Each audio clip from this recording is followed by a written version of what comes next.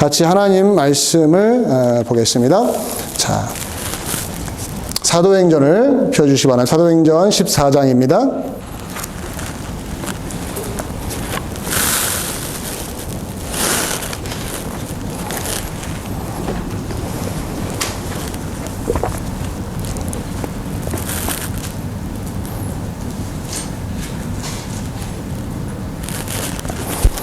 사도행전 14장을 펴주시기 바랍니다.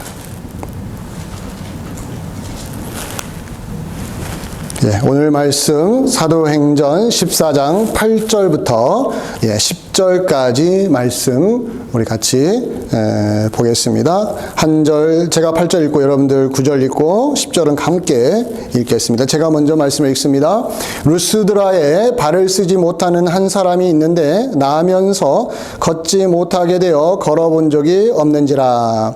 바울이 말하는 것을 듣거늘 바울이 주목하여 구원받을 만한 믿음이 그에게 있는 것을 보고 큰 소리로 이르되 내 발로 바로 일어서라 하니 그 사람이 일어나 걷는지라. 아멘. 우리가 살면서 특별히 신앙생활 하면서 기적을 체험하는 것은 어찌 보면 행운이라고 말할 수가 있습니다. 아무에게나 허락되지 않는 것이 바로 기독교 성경에 보면 나오는 그 기적들입니다. 내가 아무리 중한 병에 걸렸다고 해서 그것을 하나님 앞에 내가 하나님 나 살려달라고 해서 다 치료받는 것은 아니기 때문에 그렇죠. 기적을 체험하는 것은 그 사람에게는 너무너무 복된 일이 맞습니다. 그런데 성경에 이러한 기적들이 많이 나와요. 그래서 우리에게도 이런 기적이 일어났으면 하는 마음을 품을 때가 있죠. 오늘 본문에도 참으로 놀라운 기적 하나가 소개되고 있습니다. 태어날 때부터 한 번도 걷지 못했던, 즉 안진뱅이로 지금까지 살아왔던 한 사람에 대한 이야기가 오늘 본문에서 소개되고 있습니다. 바울을 만나서 바울에 의하여 그의 안진뱅이, 그 선천적인 안진뱅이가 치료되는, 그리고 즉각 그 자리에서 일어나서 걸어 다니는 기적을 오늘 본문이 기록을 해주고 있는데, 여러분 사도행전을 제가 쭉 지금 강의하고 있지 않습니까? 14장까지 와 있는데 3장을 보면 3장에도 비슷한 장면이 나와요. 그때는 베드로에 의해서 이제 일어난 기적인데, 그때도 솔로몬 성전 미문에서 구걸하던 나면서부터 안진뱅이였던 사람 이야기가 나옵니다. 그래서 베드로 만나서 그가 뛰어다니지 않았습니까? 이제 이번에는 바울에 의해서 그 일이 일어났어요. 자, 좀 더 여러분 시각을 좀 넓혀서 여러분 복음서를 보시면 복음서에는 누구에 의해서 기적들이 많이 나타났습니까? 예수님에 의해서 기적이 많이 나타났죠. 예수님이 정말로 놀라운 일들을 많이 하셨는데 38년 된 병자를, 누워만 살았던 38년 된 환자를 살려내고 일으켜 세웠던 그 이야기도 우리는 알고 있고요. 그리고 태어날 때부터 앞을 보지 못했던 맹인으로 살았던 그 사람도 예수님에 의하여 눈을 뜨게 되었던 이야기도 알고 있습니다. 가장 하이라이트는 뭐냐면 죽은 나사로가 무덤에 있은 지 나흘 만에 예수님에 의해서 부활한 거예요. 죽은 자가 다시 살아나는 이야기를 우리는 알고 있습니다. 자, 성경을 대하면 이런 기적들이 눈에 막 확 들어옵니다. 오늘 본문도 루스드라에서 팔을 쓰지 못했던 선천적으로 안진뱅이로 살았던 사람이 바울을 만나서 일어나서 걸어가는 이 기적을 우리가 눈으로 보지 않습니까? 예수님에 의해서 행해진 것이 베드로와 바울에 의해서도 여전히 표적과 기사가 나타나는 것을 우리는 보지 않습니까? 자, 이 내용이 왜 기록이 되었는가를 한번 보시자는 거예요. 자, 여러분이 이 성경에 나와 있는 기적을 볼 때마다 이렇게 바로바로 적용하시면 안 돼요. 나에게도. 나도 어떻게 하면 이런 기적을 체험할 수 있을까라는 쪽으로 질문을 던지면 안 됩니다. 성경에서 기적을 기록해 주실 때 어떻게 하면 이런 기적을 우리도 체험할 수 있을까를 가르쳐주는 비법이 여기 안에 없어요. 다른 이유로 본문에 기록이 되었다는 것을 아셔야 돼요. 오늘 본문도 그 부분을 제가 여러분들에게 함께 나누고 싶어서 본문을 선정했는데요. 자, 우선 8절부터 한번 시작을 해보겠습니다. 8절을 보시면 어떻게 시작합니까? 루스드라에 발을 쓰지 못하는 한 사람이 앉아 있는데 나면서 걷지 못하게 되어 걸어본 적이 없는지라. 자, 한마디로 말하면 선천적으로 안진뱅이로 살았다는 이야기죠. 근데 그 내용이 어떻습니까? 여러 번 반복되죠. 발을 쓰지 못했다. 한 번. 두 번째는 뭡니까? 예, 나면서 걷지 못했다. 두 번째. 세 번째는 뭐라 합니까? 걸어본 적이 없다. 자꾸 무엇을 강조해요? 이 사람은 걸어본 적이 없는, 태어날 때부터 어찌 보면 그 사회에서는 가장 불쌍한 사람 인생을 살았다는 것을 강조해 주고 있는 거죠. 이 사람의 나이가 몇 살, 얼마나 되는가 본문에서 말해주지 않아요. 그리고 어떻게 이 자리에 오게 됐는가도 침묵하고 있어요. 그리고 그가 지금 무엇을 하다가 바울을 만났는가에 대한 내용도 안 나오는데 추정은 해볼 수 있어요. 자, 혼자 못 걸으니 누가 그 사람을 옮겨줬겠죠. 이건 충분히 예상할 수 있고요. 자, 태어나서 한 번도 걸어보지 못했고 성인이 되었다 한다면 그 사람이 무엇을 먹고 살겠습니까? 어떻게 먹고 살겠습니까? 어릴 때 부모가 도와주겠지만 장성한 이후에는 어떻게 살겠어요? 남의 도움을 받고 살아야 되잖아요. 그래서 성경에 보면은 이런 사람들이 주로 뭘 했습니까? 거리에 나와서 구걸을 했다고 자주 나옵니다. 아마 저도 이 본문에서 구걸이라는 말은 안 나오지만 아마 길거리에서 구걸을 했다라고 충분히 예상을 할 수가 있죠. 자, 이 한 사람 이야기를 여기다 소개시켜주면서 그 다음에 9절로 가보는 거예요. 8절에서 아, 이렇게 불쌍한 인생이 있구나. 누군가의 도움 없이는 살아갈 수 없는 이 비참한 인생을 봐라 라고 말하잖아요. 근데 9절에 가보면 전혀 다른 내용이 나오기 시작합니다. 9절을 한번 볼까요? 9절을 보면 바울이 말하는 것을 듣거늘 바울이 주목하여 구원받을 만한 믿음이 그에게 있는 것을 보고. 자, 태어나서 한 번도 걸어보지 못한 사람이 길거리에서 구걸을 한다고 제가 예측을 했습니다. 추측을 했습니다. 그런데 그 자리에 누가 왔어요? 바울이 온 거예요. 그리고 바울이 와서 말을 했다고 하는데 그 말은 뭐겠습니까? 설교를 한 거죠. 바울은 어디를 가나 회당에 있든 길거리에 있든 사람을 만나면 설교를 했던 사람이에요. 그 설교의 주 내용이 뭡니까? 예수님의 이야기를 사람들에게 알렸어요. 그들이 예수님을 알든 모르든 예수님의 십자가 이야기, 예수님의 부활 이야기, 예수 안에서 영원한 생명이 있다는 이야기를 강력하게 외쳤던 사람이 바울이었죠. 근데 이 안진뱅이가 거기에서 누구의 말을 들었어요? 바울의 말을, 바울의 설교를 듣고 있었다는 거예요. 본문 보세요. 9절에 처음에 어떻게 시작해요? 바울이 말하는 것을 누가 들었다고요? 그가 들었다. 그럴 만한 없지만 듣거늘이란 건 누가 들었다는 거. 그 옆에 바로 앞에서 구걸하던 앉아있던 이 안진뱅이가 바울의 설교를 들었다고 분명하게 오늘 본문에서 이야기해 주고 있습니다. 자, 근데 그 다음에 9절을 보시면 바울이 말하는 것을 들었는데 바울은 그때 설교를 열심히 하다가 갑자기 방향을 바꿉니다. 이렇게 말합니다. 바울이 주목하여 이렇게 말합니다. 바울이 누구에게 주목한 거예요? 예, 자기 설교를 듣고 있는 안진뱅이와 눈이 마주친 거죠. 마주치고 그 사람을 주목한 거예요. 왜요?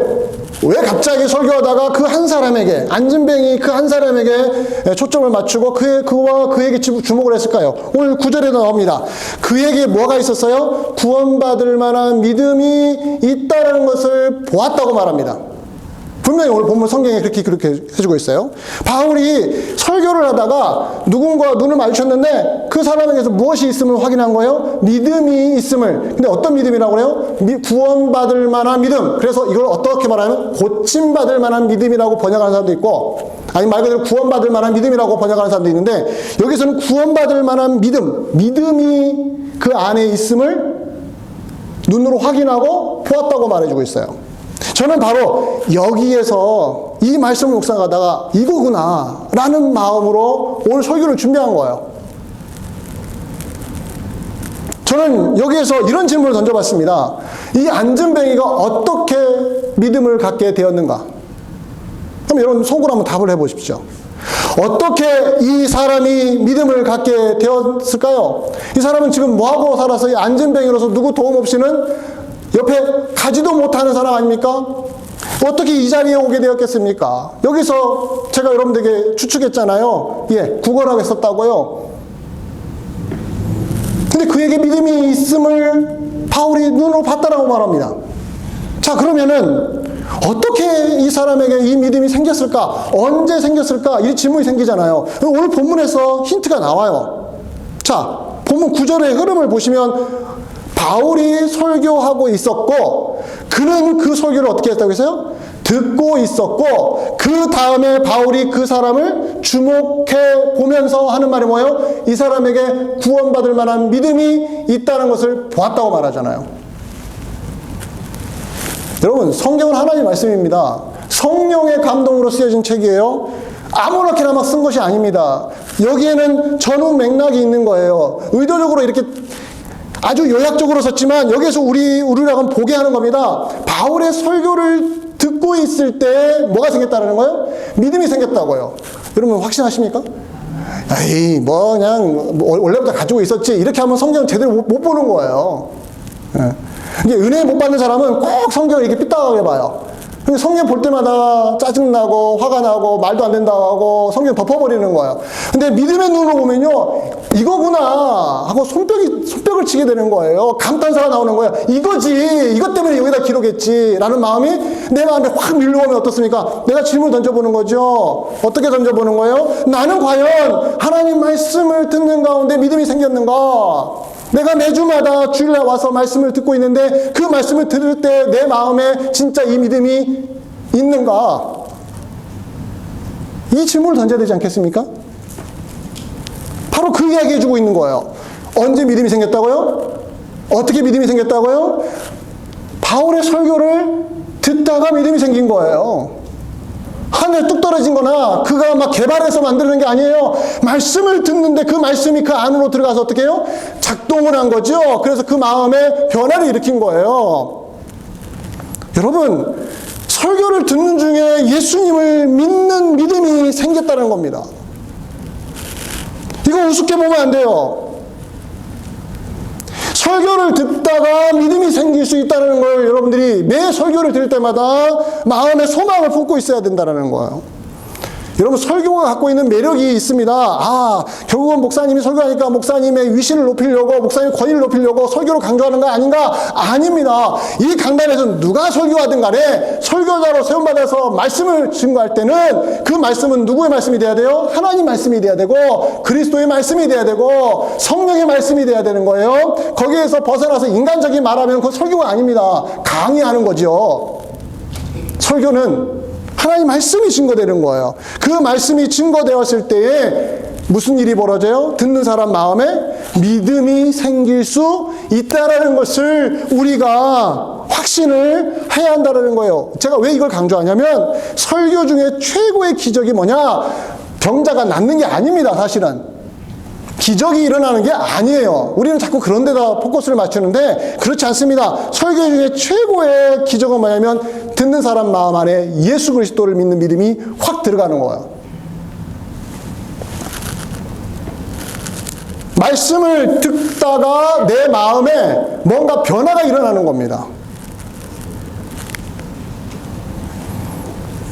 제가 우연히 어떤 한국의 유명한 소통 전문가, 이름 되면 다 아는, 유튜브에도 많이 나오는 유명한 소통 전문가, 이름은 말하지 않겠습니다만은 그 사람이 어떻게 자기가 기독교 신앙을 갖게 되었는지를 기독교 채널에 나와서 간증하는 내용을 제가 우연히 들었습니다. 근데 이 사람이 지금 40대 후반인데 아주 불우한 가정에서 또 아버지가 상급 청각 장애인으로 있었고 어마어마하게 가난한 동네에서 가난하게 살다가 중고등학교 때 우연히 친구 따라서 교회를 가게 된 거예요. 그래서 교회 갔는데 목사님 설교를 듣는데 도대체 무슨 소리인지를 못 알아듣겠다는 거예요. 목사님 설교를 열심히 하는데 한마디도 이 귀에 꽂혀서 마음을 움직이지 않았다는 거예요. 이게 그냥 지나가 버리는 소음처럼 들렸다고 말하는 거죠. 귀에 안 들어왔대요. 교회를 다니는데도 설교 시간만 되면은 그 설교가 하나도 귀에 안 들어오는 거예요. 그런데 어느 날, 꽤 시간이 지나면 어느 날 교회에서 부흥회가 열렸다고 합니다. 새로운 목사, 어떤 부흥회 강사 목사님이 오셨겠죠? 그래서 목사님이 설교를 하는데 그날따라 이상하게 그 설교의 내용이 귀에 착착 감기듯이 꽂혔다고 말하는 거예요. 설교가 들렸대요. 자, 들릴 뿐만 아니라 그 내용이 나에게 하시는 하나님의 음성으로 바뀌어버렸다는 거예요. 사람의 마음을 움직인 거죠. 여러분, 이게 바로 설교의 힘이에요. 하나님의 말씀이 증거되면 누구에겐가는 그 말씀이 들어가서 마음을 움직일 수 있다라는 겁니다. 자, 그런데 우리가 오늘 본문에서 태어나서부터 안진뱅이로 살았고 지금까지 안진뱅이로 살았으면 누구의 도움 없이는 먹고 살 수 없는 처참하고 비참한 인생, 이 인생에게 무엇이 들어가요? 믿음이, 예수 그리스도를 믿는 믿음이 들어갔어요. 아, 그러니까 할렐루야로 끝나면 안 되는 거예요. 자, 보십시오. 8절에서는 이 사람의 가장 비참한 인생을 설명해 주고요. 9절에는 그런데 바울의 설교를 듣다 그 마음에 뭐가 들어갔어요? 믿음이 들어갔다고 하는 것은 무엇을 말해 준 겁니까? 아, 예수 그리스도를 믿는 믿음과는 가장 멀리 떨어져 있는 인생에게 뭐가 일어난 거예요? 예수 믿는 믿음이 들어갔다라는 거예요. 이걸 강조하는 거예요. 자, 믿음에서 가장 멀리 떨어져 있는, 그러지 않겠어요, 여러분들? 한번 이 사람을 생각해 보세요. 이 사람이 어떤 사람인가? 아, 나면서부터 안진뱅이로 태어났기 때문에, 아, 이 사람은 예수를 믿어야만 된다고 예수님 전하면 이 사람이, 아, 할렐루야 하고 예수 믿을까요? 그렇지 않죠. 얼마나 그 마음에 한이 쌓여 있었겠습니까? 얼마나 많은 상처가 그 안에 있었겠습니까? 우리가 안 당해봐서 모르죠. 태어나면서부터 장애인으로 태어났는데 안진뱅이로 평생을 살다가 부모님 늙어서 다 돌아가시고 아무도 내 옆에 없을 때 누군가가 나를 길거리에 앉아놔야 내가 좀이라도 구걸을 해서 돈을 벌어서 먹고 입에 목구멍에다 풀칠을 할 수 있는 이 인생, 이게 매일매일 반복된다고 한번 생각해 보십시오. 오늘날같이 미국처럼 장애인 우대 시대에 모든 게 장애인만을 초점 맞춰주는 이런 시대는 꿈도 못 꿨어요, 옛날에는요. 세상이 원망스러웠을 거고 내가 왜 세상에 태어났을까라고 한탄했을 것이며 왜 나만 이런 고생을 해야 되는가. 그런데 예수 믿고 천국 가라고요? 할렐루야로 대답하겠습니까? 예수 믿는 우리들은 너무 쉽게 생각을 해요. 마치 내가 똑똑해서 예수 빨리빨리 믿은 것처럼. 엄청나게 어려운 이야기예요. 하나의 여러분 간증 이야기를 해드릴게요. 이번에도 제가 또 들었던 간증입니다. 요즘 제가 간증 이야기를 자꾸 들어서 그런지 이 설교 시간에 여러분들한테 이렇게 또 예화로 말씀을 드리는데, 이분은 지금 은퇴하셔서 지금 몸이 굉장히 안 좋으신 상태에 있는 어떤 원로 목사님이십니다. 이름 대면 너무너무 잘하는 아주 대단한 목사님이신데, 이분이 목회를 처음 시작했을 때 진짜 그때 나이가 굉장히 젊었었겠죠. 그때 한국 사회는 이제 전쟁이 끝나고 나서 그야말로 먹을 것이 없는 그런 시대에 이분이 교회를 개척한 거예요. 그러면서 천막을 지어놓고 이제 전도하면서 성도들이 생기기를 그렇게 간절하게 전도했던 그런 시절에 있었던 이야기입니다. 세상이 다 가난했던 시절이었죠. 천막을 지어놓고 기다리는데 아무도 안 오는 거예요. 나가서 전도했죠. 마을 동네 가서 전도했죠. 근데 그 마을 동네 사람들이 다 먹는 거에 고민하는 시대 아니겠습니까? 가서 어떤 여자분에게 예수 믿으라고, 예수 믿고 천국 가자고. 여러분 천국이 있어요? 천당이 있어요? 옛날에 그 시대에 50, 60년대는 뭐라고 했습니까? 예수? 천당? 불신? 지옥이라는 거 아시죠? 이분도 이렇게 전한 거예요. 예수 믿고 천국 갑시다. 이 땅이 전부가 아닙니다. 우리에게는 천국이 있습니다. 예수 믿고 구원받으십시오. 예수 믿으면 천당 갑니다. 이렇게 말하니까 그분이 얼굴 딱 정면 쳐다보면서 냉소적으로 비웃으면서 뭐라고 하는지 알아요? 오늘 먹을 쌀도 없는데 무슨 천국이야. 진짜 천국이 있으면 지금 여기서 먹을 쌀이라도 하나님 주셔야 그게 하나님이 살아있는 거지. 그 말을 듣고 이 목사님이 가슴이 턱 막혔다라는 거야. 그 다음에 말을 못했대요. 왜요? 그 듣는 사람에게는 뭐가 막혀 있어요? 예수 그리스도를 믿는 믿음을 이야기하는데 뭐가 막혔어요? 뭐 때문에 막혔어요? 자기 현실. 지금 내가 밥을 먹을 수 없는 이 가난한 이 현실에서 하나님이 계시다고? 하나님이 계신데 왜 이렇게 우리가 힘들어? 라고 하는 냉소적인 마음, 이것이 무엇을 막아요? 예수 그리스도를 믿는 믿음을 갖지 못하도록 막았단 말이에요. 하물며 태어날 때부터 지금 이것은 뭡니까? 우리나라 1950년대죠. 이때는 언제입니까? 2000년 전에 더 가난한 시절에, 그것도 로마 시대에 태어나서 한 번도 걸어보지 못한 사람이 가장 비참했던 인생이 바울의 소개를 듣고 뭐가 생겼어요? 믿음이 생겼어요. 쌀이 없다는 것 때문에 믿음을 거절했던 그 여자분하고 평생을 남을 의지하면서 구걸하면서 사는 그 인생하고 누가 더 비참합니까? 누가 믿음에서 더 멀리 있다고 생각하십니까? 저는 오늘 본문에 있는 이 사람이 더 멀리 있다고 생각을 합니다. 근데 이 사람에게 뭐가 들어갔어요? 믿음이 들어갔단 말이에요. 그럼 믿음은 뭡니까? 믿음이 뭡니까? 예수 그리스도를 믿는 믿음은 똑똑하면 다 알아듣는 거 아니에요? 목사님 설명만 잘하면 다 그냥 받아들이는 거 아닙니까? 그런 마음으로 여러분 교회 오셨습니까? 그럼 여러분들은 아직 믿음이 없을 수도 있어요. 믿음이 있는 게 아니라 그냥 알아들은 거예요. 알아들은 거. 인포메이션으로 그냥 알아들은 거예요. 믿음이 들어가면 확인이 됩니다. 오늘 그 이야기를 여러분들에게 해줄 텐데 우선 로마서 10장 17절 한번 볼게요. 바울이 오늘 본문에서 이런 체험을 했잖아요. 그 다음에 로마서를 기록하면서 이렇게 대단한 말을 선포를 했습니다. 함께 읽어봅니다. 시작. 그러므로 믿음은 들음에서 나며 들음은 그리스도의 말씀으로 말미암았느니라. 자기가 체험했거든요. 아마 저는 이 본문, 그러므로 믿음은 들음에서 나며 들음은 그리스도의 말씀으로 말미암으니라 이 말을 썼을 때 그 머릿속에 저는 뭐가 떠올랐을 거라고 저는 상상했냐면 이 본문입니다. 이 내용입니다. 루스드라에서 안전뱅이로 평생을 살았던 그 사람에게 믿음이 들어갔다. 그 믿음이 들어갔다. 얼마나 이 믿음은 들으면서 난다는 이 문장을 쓰면서 가슴에 얼마나 큰 전율이 일어났을까. 저는 그걸 생각해 본 거야. 전율이 일어났다. 머리로 쓴 게 아니에요. 오늘날 학식이 있는 사람들이 머리로 그냥 논리적으로 써가지고 사람들 감탄하는 게 아니라 실제적으로 자기 현장에서 본 거예요. 절대로 믿음이 들어가지 않을 같던 사람에게 예수 그리스도를 이야기했더니 그에게 믿음이 들어갔더라. 그러면은 믿음은 어디서 나온다고요? 어디서 생겨요? 들음에서.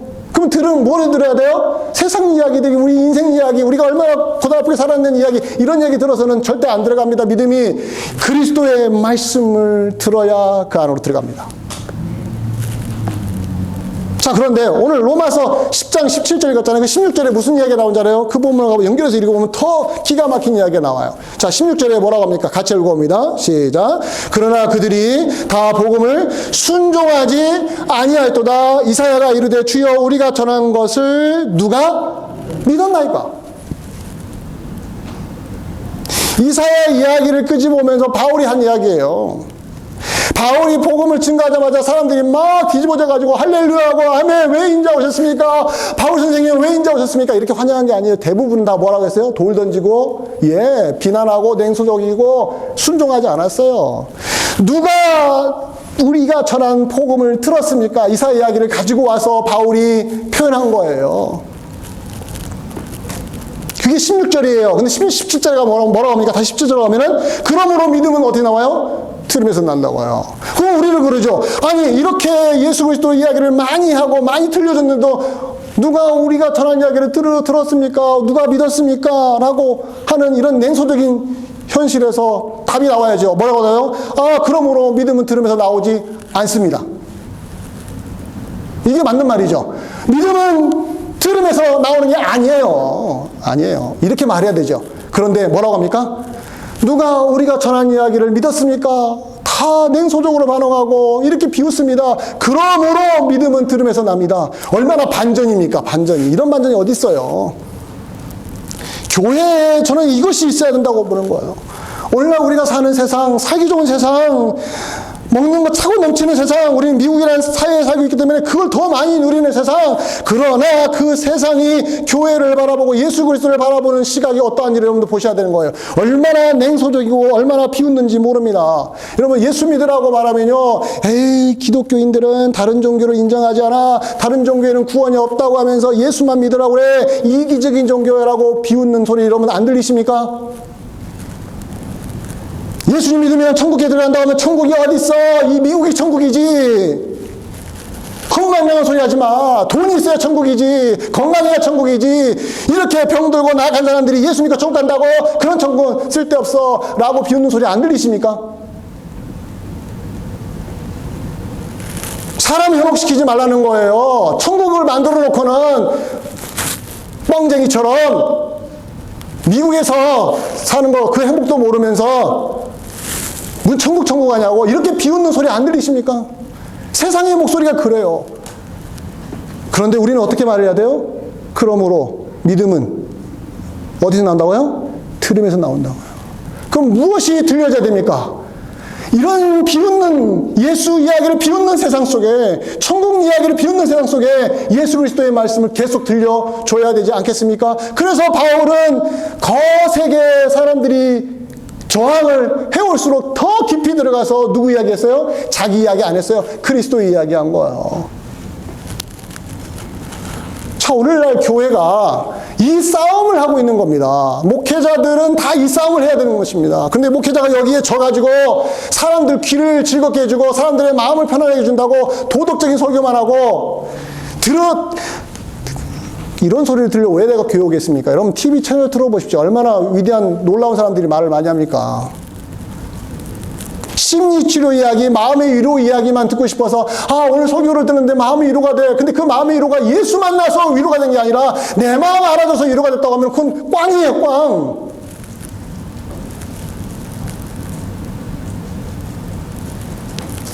우리 심리치료를 어떻게 하면 말씀을 통해서 해결할까? 아니, 주님께 인생 맡겨본 적도 없는 사람에게 무슨 심리치료가 일어나겠습니까? 예수 믿고 구원받는 게 무엇인지를 모르는 교인들만 길러내는 교회가 된다면 교회는 힘을 잃어가는 거예요. 우리가 다 죄인이기 때문에 이 죄를 해결할 수 없는 우리의 이 비참한 인생 어떻게 하나님 앞에 나가 설 수 있겠습니까? 그래 예수께서 우리 죄를 위하여 십자가에 죽으셨다면 그게 믿어져서 눈물을 흘리고 콧물을 흘리면서 예 맞습니다. 내게 금은 보화가 있어도 나에게는 예수 그리스도, 내 안에 있는 예수 그리스도 이 한 분만 있으면 나는 이 세상을 이길 수 있습니다. 이러한 신자들을 길러내는 것이 교회가 아니겠습니까? 왜 아멘 안 했어요?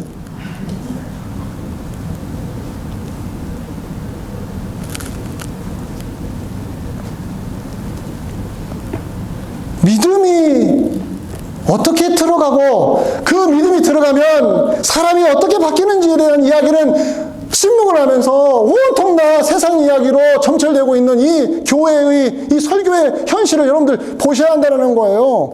여러분 심리치료 받으려고 교회 오시면 안 되는 거예요. 마음의 위로만 받으려고 교회 오시면 안 되는 거예요. 하나님의 말씀을 듣기 위해서 교회 오셔야 되는 거예요. 예수 그리스도의 말씀을 듣기 위해서 오셔야 되는 거예요. 그 말씀이 어느 날은 송곳처럼 내 마음을 찌를 때는 이것이 진짜 하나님의 말씀이라는 걸 그 순간 이해하시고 받아들이셔야 여러분이 삽니다. 우리가 사는 거예요. 왜요? 루스드라의 이 안진뱅이 한번 생각해 보세요. 여러분들이 아무리 억울한 인생을 살아도 이 사람보다 억울한 사람이 어디 있겠습니까? 아무리 여러분들이 비참하다고 이 안진뱅이처럼 비참한 사람이 어디 있겠습니까? 우리 살만하잖아요. 살만한데도 아직도 우리는 배가 불러서 예수 그리스도 이야기를 안 듣잖아요. 근데 이 사람은 바울의 설교를 듣고 그 마음에 뭐가 생겼어요? 믿음이 생겼잖아요. 그러면 우리가 달라져야 되지 않겠습니까? 왜 이 말씀을 우리가 읽어야 돼요? 하나 더 갑니다. 자 보세요. 믿음은 어디서 나온다고요? 그리스도의 말씀을 들음에서 나온다고 했잖아요. 근데 그 믿음이 오늘 9절을 다시 한번 보세요. 9절을 보시면 뭐라고 합니까? 바울이 말한 것을 듣거늘 바울이 주목하여 구원받을 만한 믿음이 그에게 있는 것을 뭐 했다고요? 보았다고 했죠. 보았다는 거예요. 보고 알았다는 거예요. 마치 눈으로 확인하고 본 것, 믿음이 눈으로 보인 것처럼 보였다라는 거예요. 근데 믿음이 눈에 보입니까? 안 보이죠. 여러분 목사님 저 보면서 목사님 믿음 써 있어요? 제 이마에? 제가 여러분들에게 믿음 있는 거 어떻게 합니까? 권사님은 눈에서 막 믿음이 나와. 믿음이 글자가 막 나와요. 이래서 믿음 아는 거 아니죠. 그럼 바울이 어떻게 알았을까요? 바울이 어떻게 이 안진뱅이의 반응에서 이게 믿음이 반응이라는 걸 어떻게 알았을까요? 이거 교회가 깨달아야 하는 것입니다. 자, 보십시오. 바울이 보았대요. 저 사람에게, 그 안진뱅이에게 믿음이 있다는 걸 보았대요. 보여지는 믿음을 표현한 거 아니겠습니까? 그럼 믿음이라는 건 어떤 거예요? 겉으로 표현이 된다는 것을 우리가 확인할 수 있지 않습니까? 제가 왜 이런 말씀을 드리냐면, 교회 다니는 사람들이 의외로 믿음을 뭐라고 하냐면 내면적인 거예요. 믿음은 내면적인 거예요. 나 혼자 믿고 나 혼자 천국 가는 거예요. 믿음은 밖으로 드러나는 거 아니에요. 믿음은 지극히 개인적이라 아무도 몰라도요. 아무도 알 수 없어요. 나만 알면 되는 거예요. 그런 믿음이 어디 있습니까? 성경에 그런 믿음이 어디 있습니까? 왜 자기가 마음대로 만들어서 그런 말을 해요? 성경에도 없는 이야기를 왜 자기 마음대로 만들어서 난 믿음 있어. 그런데 믿음의 반응이 나와요, 안 나와요? 안 나오면서 난 믿음이 있다는 거예요. 믿음은, 예수 그리스도를 믿는 믿음은 그 존재를 밖으로 드러냅니다. 사랑하는 성도 여러분, 드러내게 되어 있어요. 그러니까 바울이 어떻게 해요? 믿음이, 구원받은 믿음이 그에게 있는 것을 뭐라고 해요? 보았다고 하잖아요. 그럼 여러분 성경을 고쳐야 돼요. 지워버리세요. 믿음이 있는 것을 본 게 아니라 감각적으로 느꼈어. 보았대요. 보았으면 진짜 믿음이 있다는 것이 보여지는 거 아니겠습니까? 근데 왜 오늘날 이 시대 교회들은, 왜 신자들은 믿음은 보여지는 게 아니에요? 나만 믿으면 되는 거예요. 마치 은밀하게 비밀리 혼자 알고 있는 것처럼 이런 믿음은 없어요. 이런 가짜 믿음을 누가 함부로 이야기하고 돌아다닙니까? 그러니까 교회가 믿음 이야기를 못하는 거예요. 믿음이 있는 것이 드러나야 돼요. 믿음이 있는 것은. 확인해 드릴게요. 야고보서 2장 14절. 야고보서 2장 14절에 야고보가 그래서 이 한탄스러운 이야기 한 거예요. 함께 읽어봅니다. 시작. 내 형제들아, 만일 사람이 믿음이 있노라 하고 뭐예요? 행함이 없으면 무슨 유익이 있으리요? 믿음과 행함을 이렇게 봐야 돼요. 믿음이 있으면 그 믿음이 무엇으로 드러나요? 겉으로? 행함으로 드러나는 건, 행함을 보면서 뭘 확인해요? 행함을 확인하는 게 아니라 믿음을 확인하는 거예요. 그럼 믿음을 확인해주는 뭔가 밖으로 드러나는 행위가 있다는 이야기 아니겠습니까? 이것이 없는 상태로 나는 믿음이 있어라고 아무리 강조한들 안 된다라는 거예요. 이번에 중직자 뽑을 때 마찬가지라는 겁니다. 앞으로 저 기회만 되면 이제 중직자 이야기할 겁니다. 이제 대놓고 할 겁니다. 왜요? 그래도 됩니다, 이제는. 임직자 선출하기 때문에. 중직이 된다는 것은 여러분들 철저하게 주님 앞에 무릎 꿇고 이 주를 위해 살겠다고 하는 거예요. 타이틀이라고 생각하고 내가 받아야 돼 생각하고 하시면 안 되는 겁니다. 안 되는 것입니다. 목사님, 제가 자격이 있어서 목사가 됐다고 말하면 여러분들 좋으시겠습니까? 듣기에? 아니잖아요. 근데 목사님, 제가 목사답지 않은 모습으로 자꾸 행동하면은 그 타이틀은 뭐가 되는 겁니까? 누추하는 것이 되고 것이고 모욕적이 되는 것이 아니겠습니까? 장로라는 타이틀을 쓰고 안수일사라는 타이틀을 쓰고 권사라는 타이틀을 썼는데 그 행위와 그 말과 그 언행이 드러나지 않으면 어떻게 되겠습니까? 나는 믿음이 있으니까 뽑아줬지. 나는 인기가 있으니까 뽑아줬지. 인기로 뽑아준 건 그건 믿음이 아닌 거예요. 믿음이 드러나야 됩니다. 믿음이 어떤 식으로 드러나는지 여러분들 고민하셔야 돼요. 오늘 본문에서 그러잖아요. 바울이 그 믿음이 있는 것을 보았다고 하잖아요. 보았는데 그 내용을 말해요, 안 말해요? 말하지 않아요. 왜 그랬을까요? 사람마다 그 믿음을 반응하는 내용이, 표현 방식이 다양하기 때문에 한마디로 말해줄 수 없는 거예요. 가장 뚜렷한 반응 하나를 여러분들 소개시켜 줍니다. 가장 뚜렷한 믿음의 반응은 회개하는 겁니다. 회개하는 거. 자기 죄를 회개하는 거. 이것보다 확실한 거 없어요. 저는 오늘 본문에 회개라는 말 안 나왔지만 이 사람은 눈에서 눈물이 나왔다고 저는 상상해 봅니다. 이 사람이 자기 입술로 여기도 말 안 했지만은 바울 앞에서 내가 죄인입니다. 내가 죄인입니다. 라고 아마 바울이 느낄 정도로 표현을 저는 했다고 봐요. 이건 상상인데. 여러분, 제가 가끔씩 여러분들에게 예화를 하나 들어주잖아요. 누구의 예화면 베드로가 처음 예수 만나서 어떻게 그가 인생이 바뀌었는가 이야기, 누가 뭐 5장에 있는 이야기 가끔씩 제가 설교를 예화로 말씀을 드리잖아요. 배를 타고 그물 내려가지고 물고기 잡으려는데 밤새도록 한 마리 못 잡고 돌아왔을 때 예수님이 그 배에 올라가지고 설교를 하고 그 설교를 듣다가 어떻게 해요? 말씀에 의지하여 내가 예수님 말씀대로 어디다가 던져요? 깊은 바다에다가 그물을 던지겠습니다 했더니 그물에서 뭐가 나와요? 물고기가 나왔어요. 그 다음에 그가 하는 소리가 뭡니까? 예수님이 대박이야.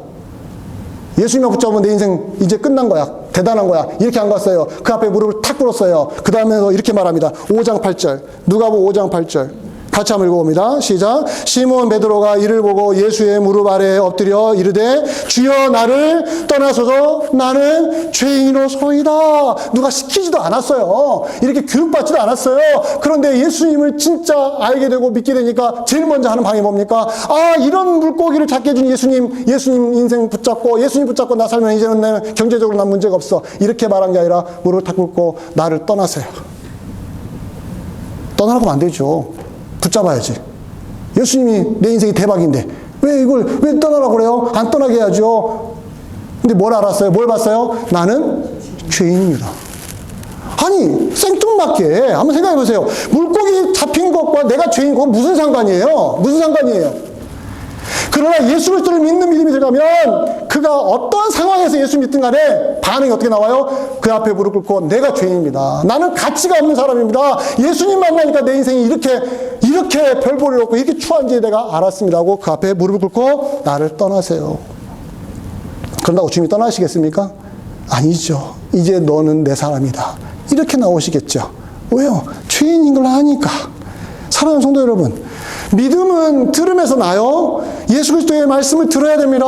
근데 그 믿음은 밖으로 표현돼야 안 돼요? 표현이 됩니다.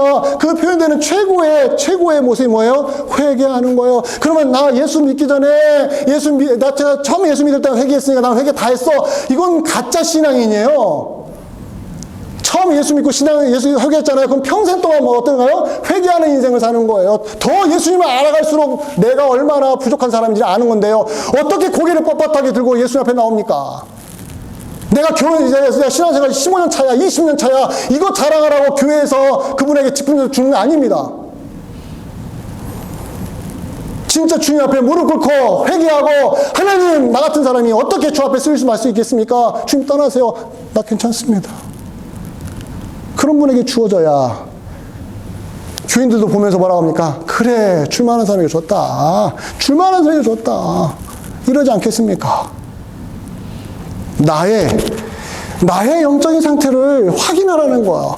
루스드라의 안진뱅이가 바울 만나서 믿음이 생기고, 이 사람이 걸었다. 이 사람 인생이 고속도로다. 이야기하는 것이 아니라, 진짜 사람이 변화되는 것이 무엇인가. 예수 만나서 어떻게 변화될 것인가를 우리 보고 고민하게 하면서, 나에게도 그것이 있는가. 나 진짜 예수 믿는 사람으로 정말로 합당한 믿음의 반응을 하고 있는가. 여러분과 제가 확인해야 되지 않겠습니까? 확인하시길 바랍니다. 오늘이 그 시간일 수 있어요. 오늘이. 주님 앞에 낮아지십시오. 주님 앞에 낮아지십시오. 그러면 사람 앞에도 낮아집니다.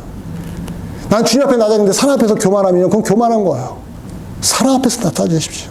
더 숙이십시오. 그게 진심으로 통하면 성도들이 압니다. 그러면 성도들이 알면 그분을 세우려고 합니다. 이것이 교회의 임직식이 갖고 있는 가장 큰 매력인 것을 여러분들 믿음으로 받아들이시고, 오늘도 믿음이 어디서 나와요? 그리스도의 말씀으로 나와요. 그 믿음이 어떻게 밖으로 드러나요? 회개함으로 주님 앞에 드러날 수밖에 없음을 꼭 믿으시고 이번 한 주간에도 승리하시기를 주의 이름 간절히 축원드립니다. 기도하겠습니다. 고마우신 아버지 하나님, 예수 그리스도를 믿는다고 하는데 어느 순간 우리가 너무 타성에 젖어서 그 믿음이 어디서 나오는지도 모르고 그 믿음이 어떻게 표현되는지도 모르는 신앙생활을 하고 있었는지 우리를 돌아보기를 원합니다. 하나님, 예수 만난 게 제일 소중한 걸 우리가 기억하게 하옵소서. 예수 만나서 새로운 인생 되는 것이 가장 소중한 것을 우리 이 자리에 있는 모든 성도님들이 깨닫게 하여 주시기를 원합니다. 그래야 주님의 은혜를 더 깊이 체험하고 주님만 계시면 나는 행복합니다. 그 어딘들 그 무엇인들 나는 감당할 수 있습니다라고 하나님 앞에 내어놓을 수 있는 우리 모든 성도님 되게 하나님 도와주시옵소서. 예수 그리스도 이름으로 기도합나이다. 아멘.